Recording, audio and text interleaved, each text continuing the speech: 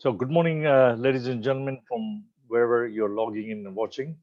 Uh, we've seen registration from US, Canada, United Kingdom, Middle East, and South Africa, and a couple of other places.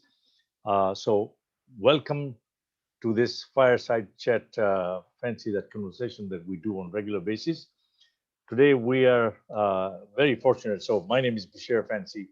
I'm the founder CEO at BIZTEK, or Business and Technology Professional Association of Canada. More about that, you can look it up at biztech.org. But most importantly, I want to welcome our guest, Tim Collins from the United Kingdom. Uh, he's the Chief Data and Analytics Officer for Cognitive Corporation. Um, and when you hear him speak about this, you'll find out there's a lot of background and expertise there that we're going to cover. So very quickly, between Dumbhumby, EMEA, um, Tim has spent 17 years in loyalty, customers intelligence, relationship marketing industry. He's helped some of the world's largest and best known brands, helping them understand and respond to ever changing needs of their customer. And that's very true right now with what's going on in building relevant, rewarding, and long term relationship. With him now at the helm of Chief Data and Analytics Officer at Cognitive, where there's a lot of emphasis on collaborative commerce. If you heard Peter Schwartz has talked about it many times, and to build a safe environment, network of peers independently. He's also built customer loyalty and engagement as of course Cognitive. So we are very privileged to have Tim join us today, and I think we're going to have a nice laid back fireside conversation on some very, very important topics. So first, welcome, Tim. Thank you, Bashir. I'm delighted to be here. I think the pleasure's mine rather than the other way around. But delighted to be here. Great opportunity, I think, to discuss this topic with you. As you say, I think certainly based on sort of recent news and the continuing spat between our friends at Apple and Facebook over Apple's ATT announcements, and certainly based on a lot of the conversations we're having at Cognitive, I think with our clients, this is a topical topic for us to discuss today. Fantastic. And so I think best place to start would be, because a lot of people are hearing the term zero party data, and as I've discovered over a period of time, I don't think everybody really understands fully. Some do. The others may have a certain interpretation of that. Why don't you get us started out by actually explaining what does that mean to? Great. So, there isn't an internationally recognized standard for zero-party data quite yet. So, certainly from Cognitive's perspective and from my own, it's the data that consumers, customers intentionally and proactively share with brands. So that might be purchase intentions, that might be preferences, beliefs, values, personal context, that really allows that brand and is intended to allow that brand to be able to recognize them, interact with them, and provide them with what they're looking for. So really, zero-party data can be viewed as sort of express directions, if you like, from the customer to a brand to telling them what they want. What are they after? Fantastic. That's great. And I think I'm sure it's the back of a lot of people's mind what our friends at Facebook and WhatsApp have done in the last few days. And everything we talk about today, you will find out why what we're talking about is very relevant. So the three areas we're going to cover, four areas, I guess, is the growing role of data inside organizations. We're going to talk about data-centric business models and obviously collaborative commerce. Apple's AT&T announcement that Tim just referred to, and kind of what conversations Tim and people at Cognitive are having with the clients, because you hear that, it becomes very relevant. So why don't we start about the growing role of data inside organizations? Sure. I mean, I think we started this mentioning flippantly things like Apple and Facebook, but I think there's some trends here that we sort of need to just kind of touch on first. Sure, absolutely. And these are not new. These are things that I'm sure lots of people listening to this will be absolutely pretty familiar with. But I think we kind of need to step through some of the recent history to kind of get us to where we are today. So I'm going to look at that from a consumer perspective first, and I'll always go that way in the way I think about these things. We've come from a sort of revolution of high cost push broadcast media that 20 years ago we were all wrapping our heads around how we could get access to primetime TV slots, to moving to a world where there's a sort of plethora of relatively cheap digital channels, all promising hyper personalization, one-to-one communication with a customer. And really the sort of piece from the customer's perspective here is that I think brands have generally not followed the adage of just because you can, you probably should. Because we haven't had the sort of self-control, I think, as an industry to sort of regulate ourselves tightly in the use of and delivery of that personalization, we've proceeded to bombard the customer with all kinds of deluge of offers and promotions and often irrelevant sort of brand and product introductions that the customer wasn't necessarily looking for. That's me being a little harsh and provocative, but that's fine. I think people know what I mean. And then so the customers are pretty fed up with that. There's lots of sort of cynical marketing campaigns. They found themselves sort of spuriously targeted, often with the misuse of their own data. And there's people know examples where companies have fallen foul of regulators or otherwise within that. Their personal data is now sort of bought and sold without their knowledge or understanding. Lots of companies making lots and lots of money from sort of selling that data or trading that data, often with no benefit back to the customer. And so rightfully so, consumers and those that represent them are demanding their privacy and their ownership of their own data back. And I suppose if you put that in statistics, throughout my career and certainly when we think about targeted communications to customers, in numerous occasions we'll be celebrating the fact that we've got 5 or 10% of customers to click on an email or open an offer or an act or on something that we've sent them. But fundamentally that means that 95% of recipients of that thought it was spam, and that's just not good enough. It's not good enough when we have the tools and the capabilities through data, through analytics, to be able to talk to customers in a much more different way. So then we get regulation. So individuals need backing up. So the regulators are coming, and in response to that rise of sort of digital marketing and the consumer concerns, we've seen successive governments and authorities bring in directives and guidelines and regulations to pull us as an industry, if you like, to book on some of this stuff. And I suppose the EU's introduction of GDPR back in 2016 was probably the sort of biggest ripple on the pond in regard of that. And now we've seen everyone from, Australia and South Korea and Brazil and everybody else following the sort of 7 principles or reimagining them in their own way. And, we now hear China is going to launch its protection for its citizens around the use of data, which is kind of an interesting statement when you consider that China is going to protect the interests of its citizens better than the US or Canada is right now.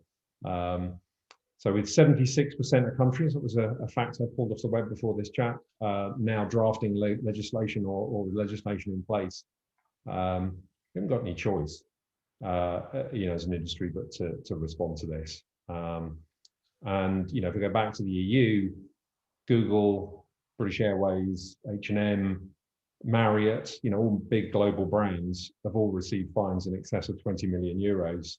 And they were a lot bigger than that at the start of the, when the fine was issued, but been negotiated down. But and I think, we all know or have heard of Facebook setting aside 300 million euros for their potential fine last year. We haven't got any other option. We have to fall into line you know, with this, deliver the customer what they're looking for, give them back the privacy, give them back the data ownership, and market to them in a way that's responsible and actually will gain cut through it because we're treating them with respect. It's actually interesting that Facebook set up $300 million aside for paying fines. Sometimes you have to wonder, is it to pay the fines or is it to fight the cases in the court against those fines? So but I guess the end impact is exactly what you just talked about. So we've covered the consumers and regulator kind of, and regulators always have a tendency to react, which is interesting. And then the companies, doing the right thing or not doing the right thing, which is really kind of interesting. When we start, now that we're talking about the role of the data, isn't the data-centric business models, right, become even more important now? I think absolutely. Whether it's through the importance of data science, rise of data science, and the use of data to drive the predictive and optimizing models that we're all building the growth of our businesses, in no significant part around. Whether it is in finally managing to talk to customers in the right way, and let's face it, we absolutely need to talk to our consumers in the right way and build that long-term, lasting, engaging relationship with them to get their repeat business. Our understanding of consumers when we're dealing with them in the hundreds of thousands and millions can't be around that sort of one-to-one personal conversation that we might have had, in the companies might have had 200 years ago. So we have to use data as the vehicle through which we can understand that consumer behavior and respond to it. And it's the only way that we can break that down to a granular enough detail for big organizations to be able to split out the personalized responses that they need to make. This stuff is hard. It's not easy to deal with millions of customers and be able to spot one customer and treat them in a specific way. The only way you can do that is through data. Right. And I assume data in context is what you're talking about, right? Contextual data. So, yes. Right. We have to be listening to the data breadcrumbs that our consumers leave us, be that through the transactions as they transact with us, be that their digital footprint with us, be that with their social media posts or responses to advertising and marketing and promotional incentives that we put in front of them.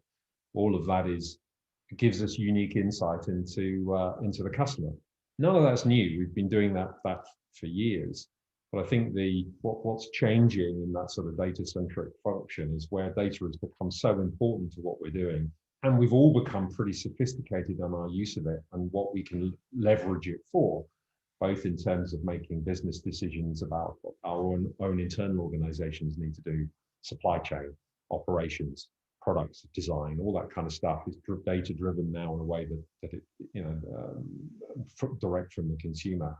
And we're increasingly personalizing marketing, given what I've just said, hopefully in the right way. But data is at the core of both those things. But getting how do I outcompete what I did last year? How do I beat my competitor by using that data better and smarter? The ability to leverage the data we already have about our customers within our own organizations is starting to narrow. The return on that investment, if you like, is smaller. It's harder to get. And therefore, we've got to look to new data sources to supplement that. And particularly when perhaps some of the leaking tap around second and third party data that we've had from some of these advertising models, which are going to start to be restricted with the changes in AT&T or at Apple or the removal of third party cookies or whatever it is, we're going to need to find new data sources. And this is where really zero party data has a fantastic opportunity. And it's the right and proper opportunity to engage with our customers, to listen to them, and what they're going to tell us and what they do tell us when we ask those questions in the right way is incredibly revealing. Where we've modeled what we thought they wanted based on all kinds of amalgamated data and data lakes that we invested millions in. And we actually go and ask them, ask directly, what are you looking for? What do you think about? Help us provide you with the decisioning around that next purchase or whatever it is. We're learning new things every day, and we have to learn to respond to that increasingly in real time. And we need to learn how to filter out and understand natural language, and process that in a proper way, and all kinds of capabilities that come with it. But zero-party data is going to be the new data, the new oil in data terms. And there's a second part to that, because in and of ourselves as individual companies, getting to that is hard, right? Getting real dialogue with consumers is difficult. And translating that into relevance of response is difficult, because every customer is different. So by collaborating, by working together with peers, this is the cognitive model, we can start to supplement that zero-party understanding of customers, and with those customers' permission, build an understanding of that consumer, not just on their interactions with one brand, but on many. What does that mean? Well, that means you have the opportunity to not look at a customer as a customer of a gym, but as a customer who's interested in health and wellness, that might have some health requirements, that might have attitudes to fashion and sports apparel, that might have that their like of sport might manifest itself in their affiliations to sports clubs or memberships to fan clubs. Maybe that also translates to the type of holidays they want, or the how they want to spend their money in other social areas. For a gym company, knowing and understanding the context of that customer across all of those touch points, and being able to collaborate with customers with other brands that operate within it, the ecosystem that can be created around that customer, and the appeal to that customer by bringing them offers, bringing them relevance to their world, that's what's going to differentiate the sort of the winners in the data space in the next few years. Is building on that zero-party data, sharing and working, building it with others, and building that ecosystem around customers that just feels they found their home. They found a brand that understands them, that can build on their wishes, their desires. Why would they shop anywhere? Tim, this actually, as you were speaking, I'm thinking there are some hidden benefits which people don't think about, which is in big corporations. If you're a bank, certainly it's a pretty good case of silos all over the place, right? Big silos, and they're also spending millions of dollars, or I should say billions of dollars, in developing stuff. That was thought about 3 years ago when the customer is saying something else. Isn't there a potential benefit here that although we are understanding the customer data and what is needed, and then you're starting to see on the inside where you're spending the money developing things that nobody wants, right? And you're duplicating in all those places. Isn't that a hidden benefit that, if done properly, this could actually bring them tremendous amount of return back? And it's the nature of the conversation with the customer. We historically take data, analyze it, understand what we think the customer wants. We then invest our millions in innovation and development of new products. Maybe we go through some market research to validate perhaps how we've thought about it. We launch something, and then we market the hell out of it and hope that customers come and buy it. This is an agile development process, and now we have, through zero-party data, we have the opportunity to involve the customer directly, the consumer, in an agile way in that experience, because we can talk to them, we can ask them, and if we engage with them in the right way. And it's the merger of campaign here. There's the merger of these sort of ongoing CRM experiences, digital experiences, and data collection. Thinking about, well, what kind of offer? Well, I might need to incent this customer to share with me, how many children they've got or where they like to go on holiday. And I need to demonstrate trust and transparency about why I want that information, what I'm going to give them back. but yeah, we can build. We can. I think there is absolutely a speed to market in developing with a customer. Because if you've got a dialogue with a customer, you can serve it to one customer or 5 customers or 50 customers or however many you want. You don't have to launch your new product to everyone and hope and pray that it works. You can test it along the route. Absolutely. If you wind the clock back many years ago, you went to a bank and you had investments with them which were pretty decent, but the branch would not know because the data was never kind of Yeah. consolidated or shared. And then you get treated, yeah, good or bad, depending Well, on, yeah.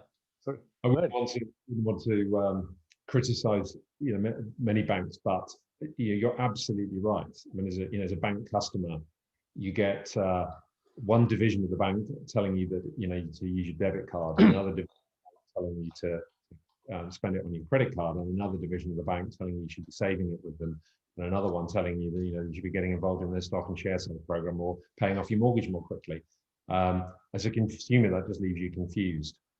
If the bank had engaged with me and taken my zero-party data and understood what I wanted to achieve, what my financial security ambitions were, or my desire to set my kids up for success as they grow up, then all of those communications around debit, credit, mortgage, borrowing, saving, all now have a slightly different perspective about it because they know and understand what I'm looking for, and they can bring that to me in a way that I'm going to go, wow, they really understand me. This is fantastic. Yeah, there's a question already popped up, which is good. How does the customer engagement or this differ between B2B and B2C? Great question. So I think for what the examples we talked have been predominantly around B2C, and customers are engaging with companies all the time, be it online, be it real, be it through a call center or in a store or a bank or wherever.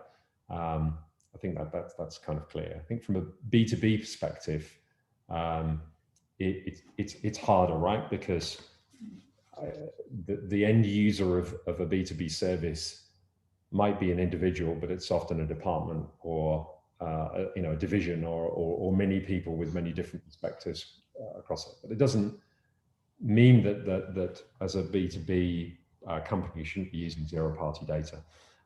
And particularly for platform businesses, this is embedding simple questions into the user experience is a great way of garnering immediate feedback and what were you looking at on that intelligent system when you logged on today? What did you find what you're looking for? What else would you have wanted? These are all simple questions, but if we've got our ear to the ground, we ask them the right way. Then in a B2B context, it's providing exactly back the kind of feedback that we need. That's pretty good, actually. Yeah, I totally agree. I think government would be another one that would be benefactor, since I have joked with some of the people there that, listen, I was born on the same day, I live at the same address, and yet every ministry runs its own database, and they don't have the same information on you.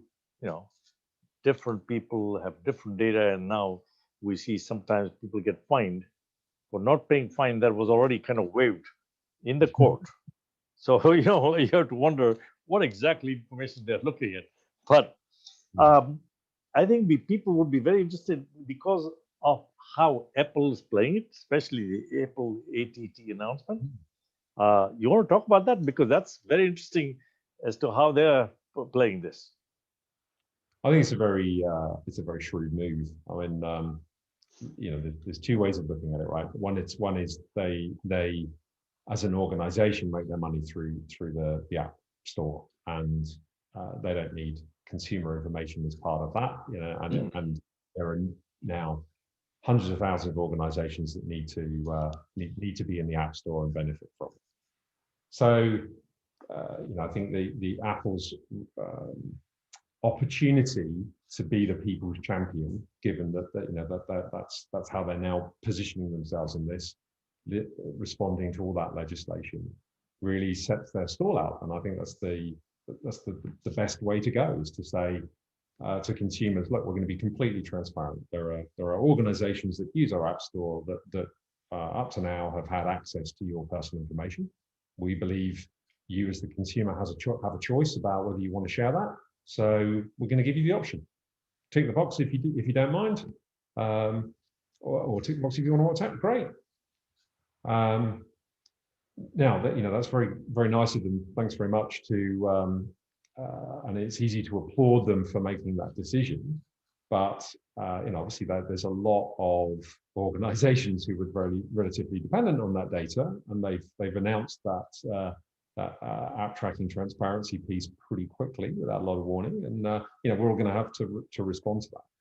I suppose the difference of response, if I sort of likened it to someone else, is this is Apple saying privacy and security is really big on the customer agenda. Let's be the champion of it. Let's get out there, ahead of the curve, make a big statement. Great. I look at someone like Google. So, Google's late to the third-party cookies change. I mean, Safari and the others took it out years ago. They're now saying they're going to take it out.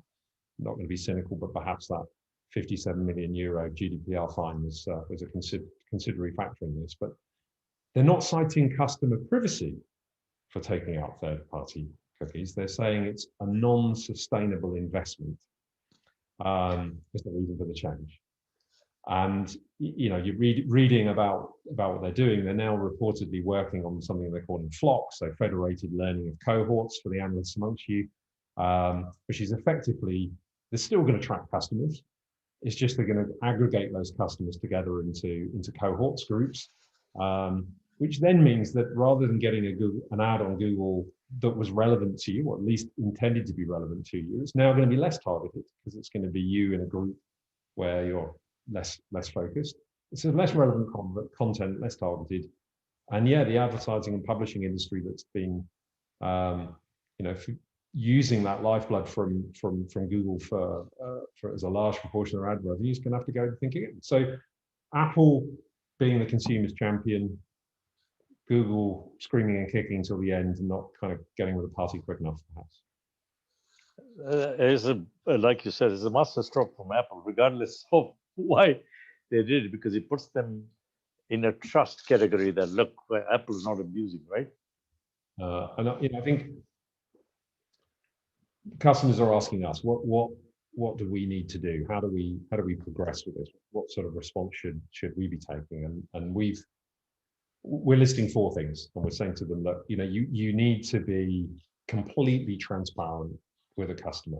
Be clear about what data you're collecting, and what you're going to use it for in the context of that customer. I really want to know whether you've got a dietary intolerance to something, so I can make sure that I don't kill you when I fly on my aeroplane and I give you the wrong meal, or that's important stuff, and there's a reason, a cause and effect of why the customer needs to do it. If we're asking people for more questions that would provide answers to things that are looser or further away, can you tell me when your insurance is up for renewal? Well, the only reason you want to know that is to sell me more insurance. I'm not sure I want to be sold more insurance. That's a harder question to answer. So being transparent, I want to know that because when your insurance is up for renewal, I'm going to give you an amazing offer. Or I will ensure that I'm offering you a reminder service so you're never without insurance. That's a reason that the customer might go, yeah, buy that. That's helpful. That's useful information. I'll share that. We're being transparent.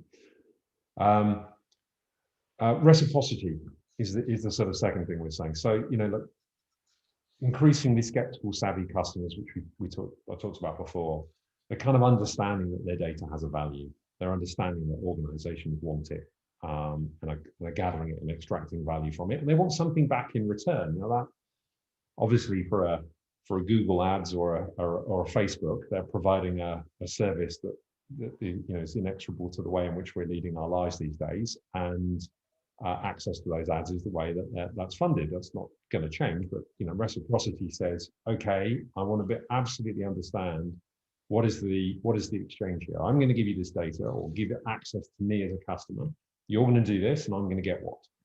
So have to spell that out. Now, obviously, we come from a lot of loyalty with a lot of loyalty programs where loyalty currency and becomes an amazing way of providing that payment back.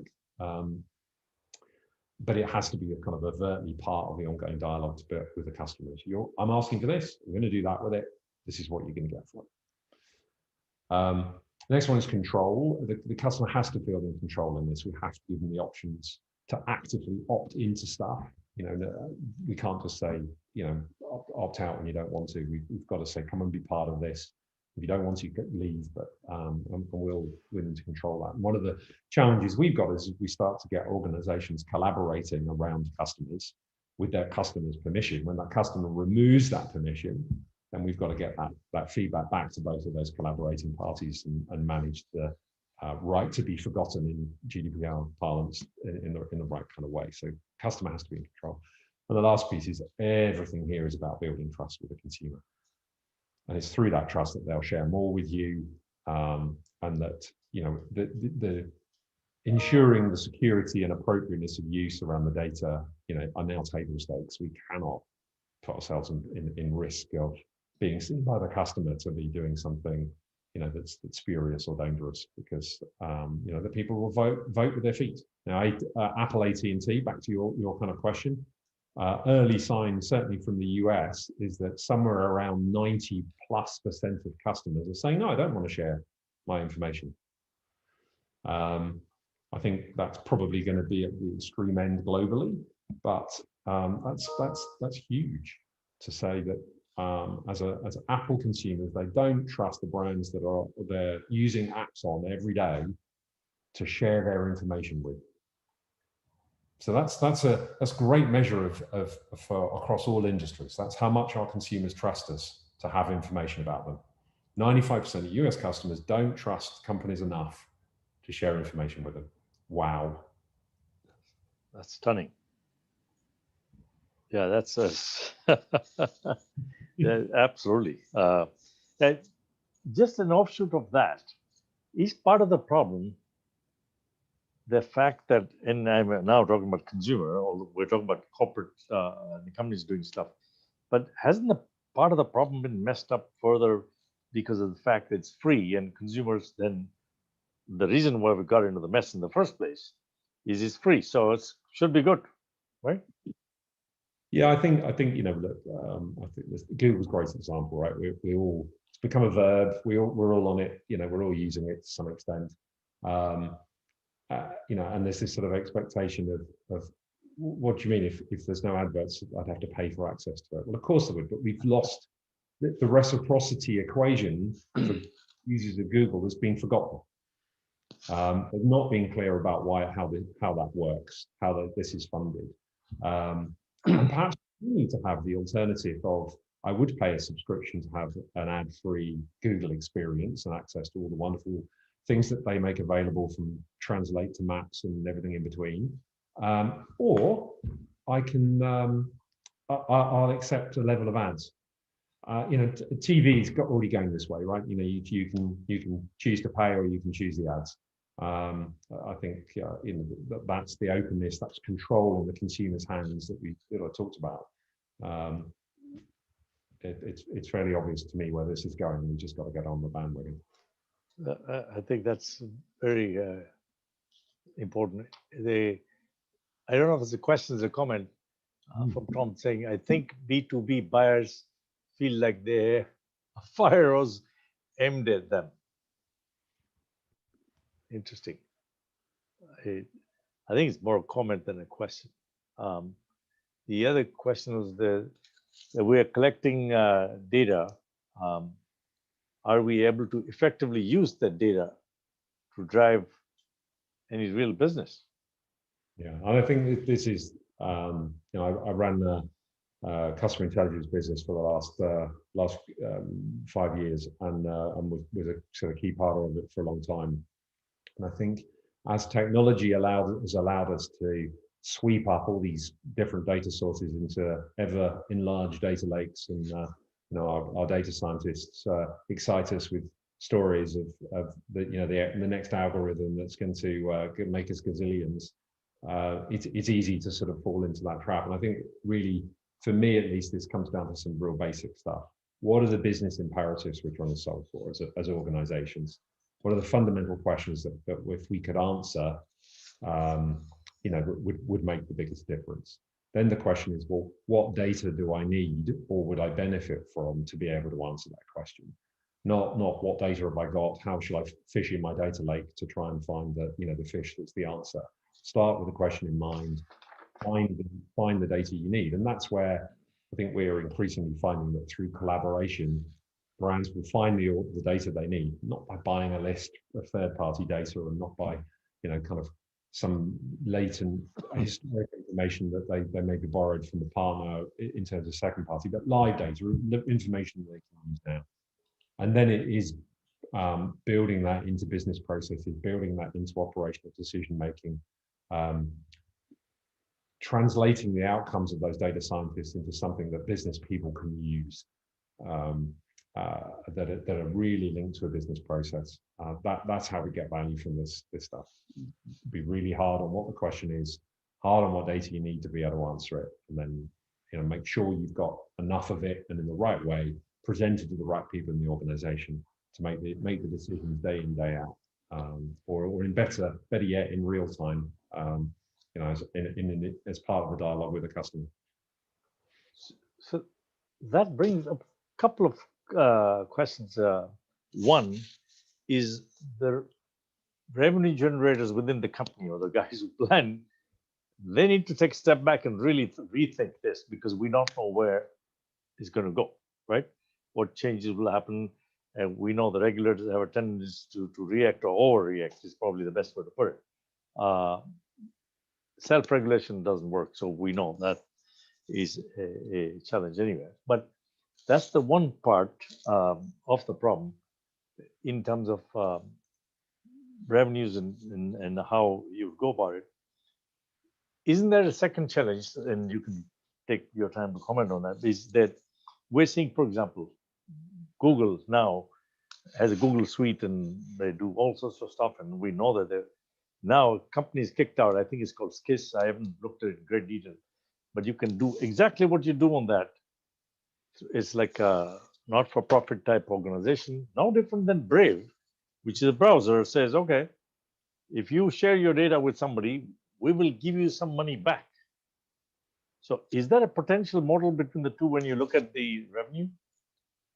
I think there are definitely going to be some new revenue models, right, where the customer has a different role to play. I was talking to someone yesterday from a loyalty association who said they'd gone around all of the loyalty programs that they were a member of and had requested under GDPR all the data that was held on them. So have a database of all their data and all the data trail that they had left behind. That in and of itself is quite interesting. That if every customer of every program requested their information, we've seen open banking now, where you can combine your financial information. Why not open data? I think that's is certainly a likely outcome. Someone will find the solve for bringing the value of data back to the customer, the consumer directly, and the consumer wants their value for it. They don't want to put into a search engine, I'd like new Nike trainers, and 3 weeks later still be getting trainer banner ads. They want to. I want to get an offer immediately. I want Nike trainers, and find that there are 4 or 5 companies fighting for their customers.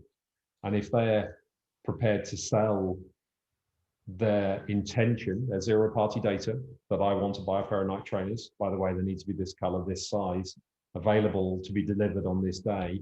That's all a customer specification that we as organizations would love to have.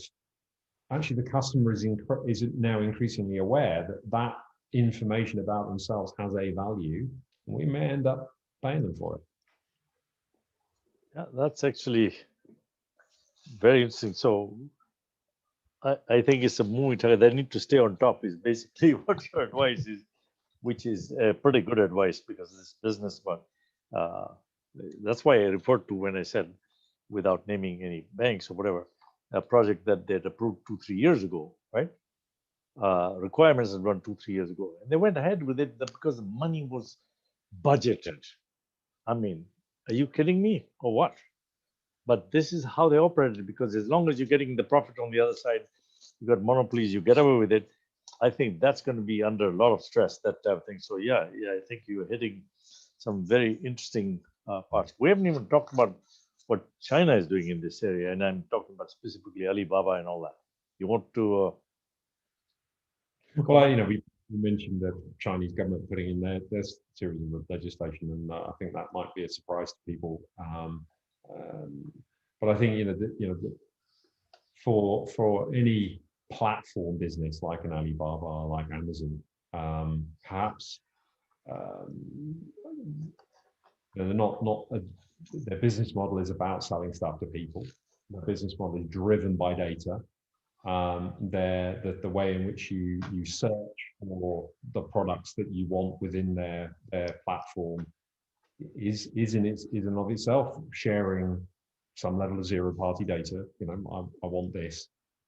They're providing, based on how people start to what they actually bought, looking at the decisions in mass of how people have gone through those decisions, and are providing now the filters on the left-hand side for you to work out, you know, do you want to choose by color, by size, by brand, by whatever. And those filters change on every product and every click that you make, and it gets a little bit incrementally smarter. That's we could all learn from that. Yeah, uh, no, that's you know, for an Alibaba now, you know, absolutely end full financial service through to delivery. The ownership of the customer through that entire experience, and the control over anybody wanting to use their platform and engage with that customer. That's a complete barrier between any of those brands and that customer. Alibaba now owns that relationship completely end to end. How to pay, how to deliver, how to market to. How's a brand you get cut through with that customer? Where are you representing your brand values? Where are you communicating with them about the things that you believe in and that they believe in, and that you're building that long-term relationship? It's devolving back to a incredibly transactional relationship. I've got an infinite inventory as a customer. I can search for what I want, decide what I want to buy, and it's delivered the next day. That intermediation of brand to customer is not something we should give away lightly, because it is giving Alibaba, Amazon, or whoever it is, really control over the keys to the car. right, absolutely. And I think it partly goes to something you already kind of talked about briefly, which is we know they're making pretty strong moves in Africa and elsewhere. Is that I think, as our friend Hilton has said a few times, that in order to endorse them or anything like that, but they are long-term players. Their thinking is very long-term, whereas we can't in North America. Thinking about the next quarterly report is like is thinking very far, because it's always about revenue, shareholder value. We don't think about this, and I think it's coming back to haunt us now. Would you agree? I do actually. I think the short-term financial cycle is we're going a little bit off topic, but yes, certainly But yeah, the short-term financial cycle that the street is looking for doesn't reward organizations that want to build long-term, meaningful, relationships with customers. It is a demand for short-term trade, short-term sales spike, short-term uplift that was a need that was best scratched with that back to what I was saying before. Let's send out as many emails and messages to customers as we possibly can, because if 5% of them enact on something, we get a bit of a sales spike, and that's an answer. It's not, because we're just perpetuating promiscuity in customers. Yeah, that's actually very true. If I was a CEO of a big company and I came to you, right, and I think you talked about some of the stuff already, but uh, what are the priorities you would push me in saying, by the way, you need to really think about this? If you're talking to your clients, but more importantly, as a company, I come to you and saying, by the way, I don't know where it's going. What are the things I need to worry about? Where should I prioritize on this data centric models, collaboration? What advice would you give me? Um, I mean, I'm going to repeat a little bit of what I've Yeah, kind of that's fine. said. You know, the advice is you've got to have a meaningful, ongoing dialogue with your customer, be that a customer or be that a business, a consumer or a business. You've got to really build that relationship with them. That's a two-way dialogue. You've got to listen to them, and listening in a modern sense means zero-party data, feedback, listening, and response to that. You can't just kind of garner this information and hold it. You've got to respond to it. Align that to addressing the stuff that's keeping you awake at night. You know, the business imperatives. What are the three things that, you know, my God, how am I going to solve for that? What data do you need? How's my engagement with my customer going to answer that? And then let's design the engagement process, loyalty, marketing, digital, all together, design that engagement process to draw out from the customer the data we need, if we can get it there. And if we can't get it there, then let's collaborate with another organization and get it from and get it from them, or get it together and use it. Use the benefits of one to in a shared way to benefit the other. Build up that data mark, and then, you know, keep going back and keep recycling this information, because it's a virtuous circle. It goes around. The more data we collect, the better response we can have. The more loyal and engaged the customer is, the more they spend with us, the more data we get, and we go around again and again. That's how we win. I know that's pretty good, actually. And we won't go into that. Just a comment from my side. The more I think about it, everything you talked about, zero party data and understanding your customer well, it will actually indirectly help the security posture quite considerably. Oh, yes. You know, Zero-party data, if asked in the right way, comes with its own customer permission to use it. right, right. It inexorably links to it. We kind of mentioned that, but, you know, for asking a customer, what brands would you like to receive an offer like this from? What other companies would enrich your health and wellness experience? That gives you, would you like it if we connected you to them? That permissioning beats, you know, it's direct from the consumer, beats all of the GDPR permissioning and security guidance, because you've asked the customer what they want, they've told you, and then you do it for them. Fantastic. And you understand their behavior, which is critical. Then Yes. when they do a transaction that's out of pattern or whatever, or when AI gets enhanced, which they, today is mind-boggling how some of the fraud and things that happen, right? The problem is that customers are fickle, and they change their minds, and we all know that. So yeah. just because I think I was buying a new car this week doesn't mean my wife has told me I'm not allowed to next week. So, yes, that's true. It's in the moment, and you know, I think that's the latency of zero-party data is a consideration here. That, you know, some things we ask and answers we get have a half-life, if you like, that's quite short. Could be incredibly powerful if we can deliver against that. Others are much longer term, but we have to be aware of that latency. Is that in? You touched on this is very interesting, and you touched on the regulations, GDPR as an example. Many other countries are moving there. Is there anything the government or companies can do to incentivize good behavior? Because we tend to go with either is this or the penalties, right? Is there something we could do to change their behavior? Whether it's be taxes, whatever it may be. I know we haven't, I hadn't thought about it, but I'm just saying the potential here. Yeah, I think I'm thinking of sort of approval ratings or star systems or what have you. I think where for a consumer looking at a business and knowing that it's 5-star approved by would give them accreditation would give them a certain level of confidence about building that trust to share. So I think there is that would be an interesting avenue. Perhaps we should set something up for Sheer as an independent organisation together that would endorse and validate organisation steps towards this. And it's perhaps funny. there's no one listening, we might copy. It's funny you should say that. I was thinking about this, that there was a intent many years ago to try and say, we'll give you an emblem if you meet certain requirements, and we'll audit you every now and then.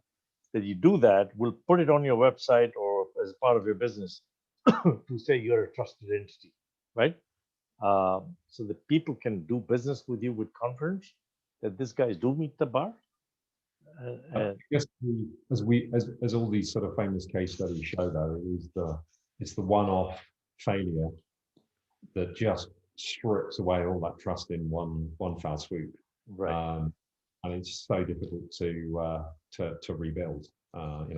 Public apologies printed in national papers and what have you from CEOs, begging for forgiveness for sharing their customers' information. Or nobody wants to see that.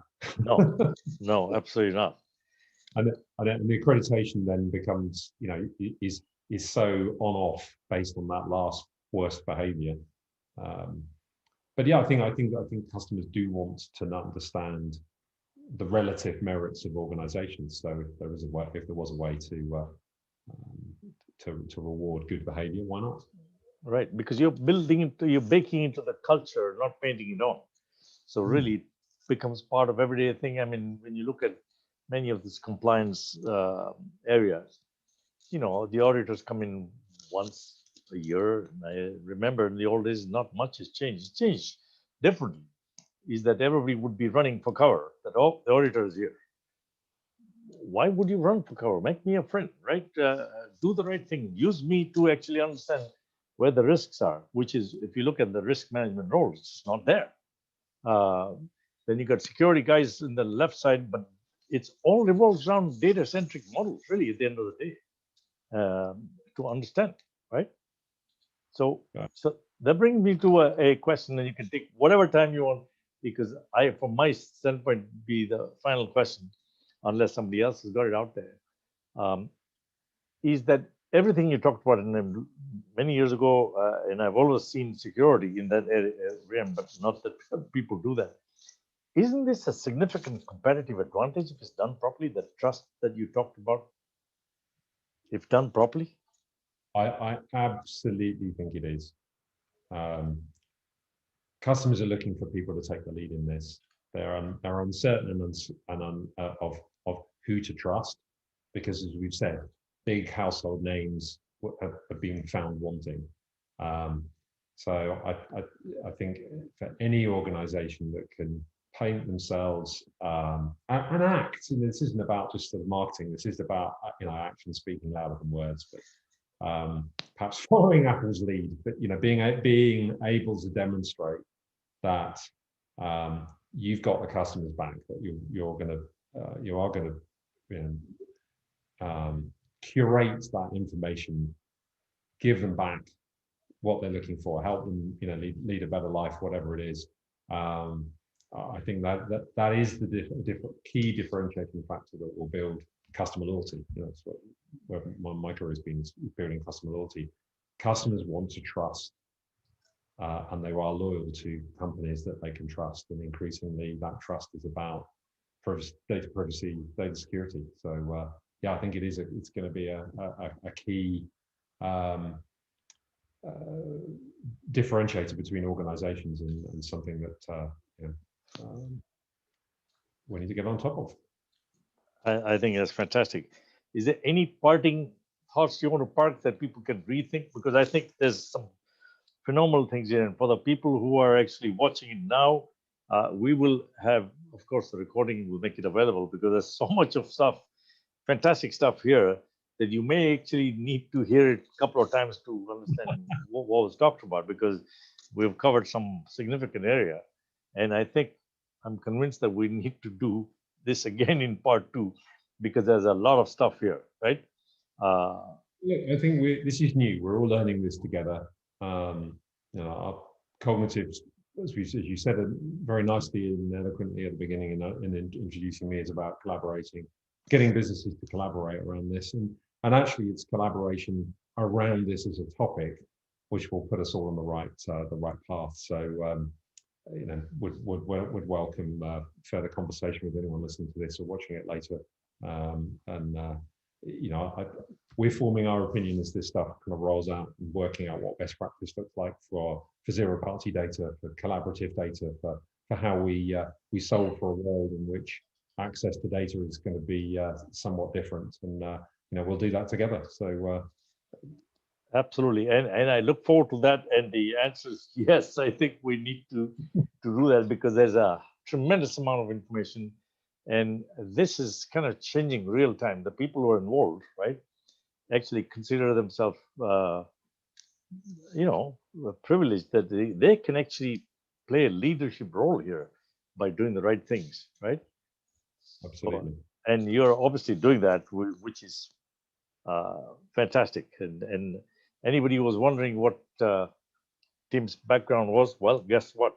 There's no guessing left to do, because you heard him speak to each of these. Now you know why we said he was the best person to speak on this topic, and he just showed you that, and it's fantastic. Tim, thank you very much for doing this.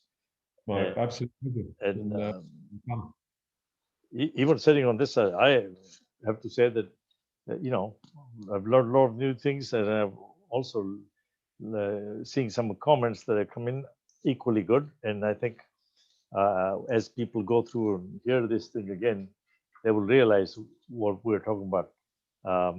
And guys, we wanted to wait too long. Hopefully by tomorrow we will have this recording up and about. And if there's any questions you have, or you want Tim or somebody else to answer some stuff for you, hey, very welcome. Fire off.